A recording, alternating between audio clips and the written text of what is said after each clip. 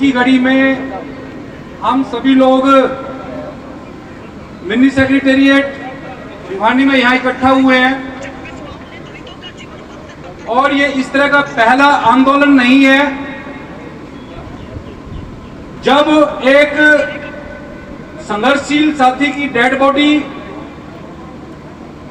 Civil अस्पताल की mortuary में पड़ी हुई है और हम सभी लोग केवल एफआईआर दर्ज कराने के लिए हम लोग यहां पर संघर्ष कर रहे हैं।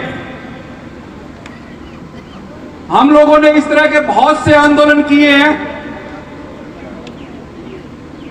जब हमारी बेटियों की डेड बॉडी नहर के किनारे पर या सड़क के किनारे पर गैंगरेप करके मार के फेंक दी जाती हैं, खराब लॉ एंड ऑर्डर के चलते लोगों के मर्डर हो जाते हैं और सबसे बड़ी दुख की बात है कि दुनिया के सबसे बड़े डेमोक्रेटिक कंट्री में, लोकतांत्रिक देश में जहां पर संविधान का राज चलता है, वहां पर जनता को एफआईआर रजिस्टर कराना जो आपका कॉन्स्टिट्यूशनल राइट है, संवैधानिक अधिकार है, एफआईआर तक दर्ज कराने के लिए आपको सड़कों पर बैठना पड़ता है। यानी total collapse of law and order, कानून व्यवस्था का फेलियर। हमें याद है कुरुक्षेत्र के झांसा में एक बच्ची का रेप हुआ था, नाबालिग बच्ची का रेप हुआ था। 14 दिन तक हमने उसके शव के साथ धरना दिया था केवल इसी मांग के लिए कि आप पर्चा दर्ज करो और गिरफ्तार करो। कैथल में 2 युवकों का मर्डर हुआ था, वहां पर 14 दिन तक डेड बॉडी रखी गई थी। वो इसलिए रखी गई थी पर्चा दर्ज करो और आरोपी को अरेस्ट करो। ये बेसिक मांगे हैं हमारी। और आज हम किस लिए बैठे हैं कि हमारा एक संघर्षशील साथी जो पिछले कई सालों से गांव रोहनाथ को शहीदी का दर्जा दिलाने के लिए जो पहले की सरकार ने जमीन देने का वादा किया था, उस वादे को पूरा कराने के लिए संघर्ष कर रहा था। और किस तरह से सरकार के अधिकारी अंग्रेजों के एजेंट के तौर पर यहां पर काम कर रहे हैं और उन अधिकारियों ने हमारे साथी को मरने पे मजबूर किया। और ये सारी की सारी बातें वो अपने 17 पेजों के सुसाइड नोट पे लिख के गया। हमारा 1 सप्ताह हो गया यहां पर धरना चलते हुए। कल प्रशासन के साथ मीटिंग थी, मैं मीटिंग में 10 मिनट लेट पहुंचा साथियों।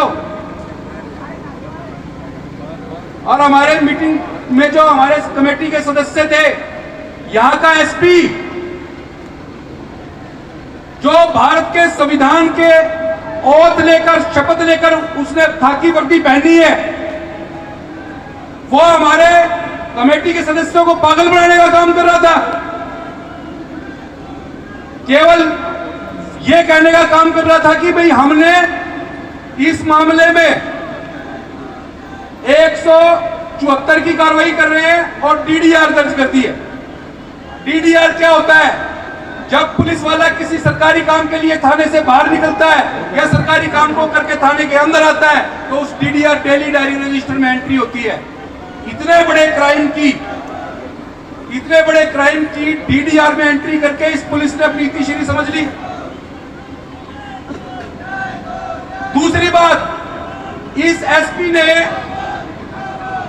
एसपी ने हमारे साथियों को क्या कहा कि हम अगर एफआईआर दर्ज कर लेंगे तो डिप्टी कमिश्नर रैंक जैसे अधिकारी की छवि धूमिल हो जाएगी, उसका कैरियर स्पॉइल हो जाएगा।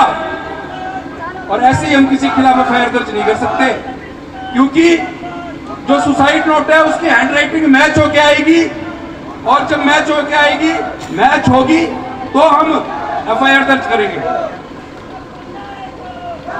साथियों,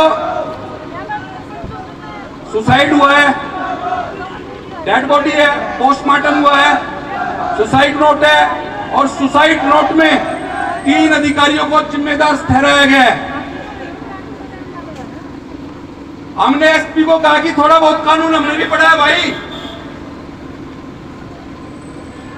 और दफा 306 जो है आत्महत्या के लिए मजबूर करना, हीनियस क्राइम कॉग्निजेबल ऑफेंस के तहत आता है।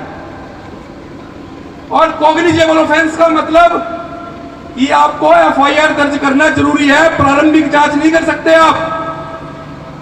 डीडीआर या 174 की कार्रवाई करके इतिश्री नहीं कर सकते। 174 क्या है? कोई भी डेथ या सुसाइड है उसमें 174 की कार्रवाई जरूर होती है।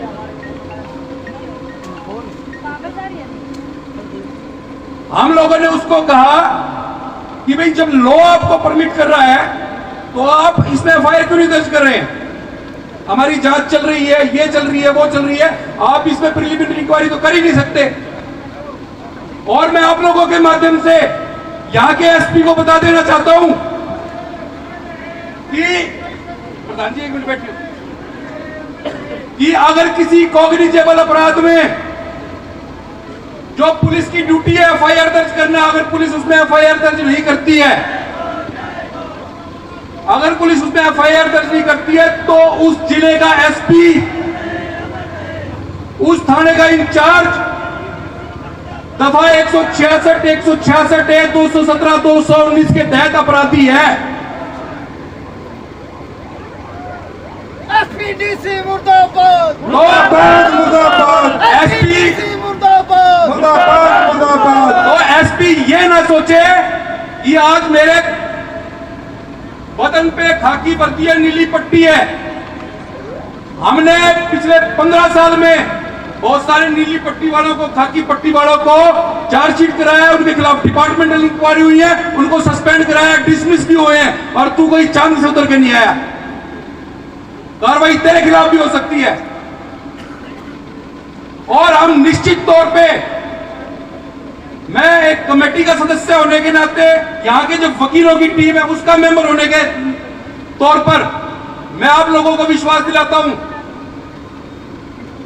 कि जो वेद प्रकाश कटारिया जी की आत्महत्या का मामला है और उसमें जो एफआईआर दर्ज हुई, एफआईआर तो दर्ज होगी, एफआईआर तो दर्ज होगी, लेकिन इतने दिनों तक एफआईआर दर्ज क्यों नहीं हुई, इस बात का पुलिस को जवाब देना पड़ेगा। इनके खिलाफ हम पुलिस के खिलाफ भी पर्चा दर्ज कराएंगे। और डिप्टी कमिश्नर क्या समझता है कि वो डिप्टी कमिश्नर है?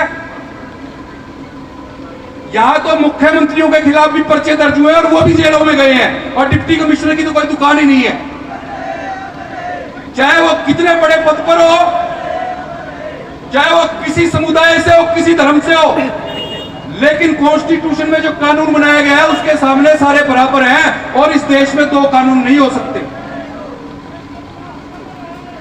और हमारी कमेटी की यही बात हुई थी,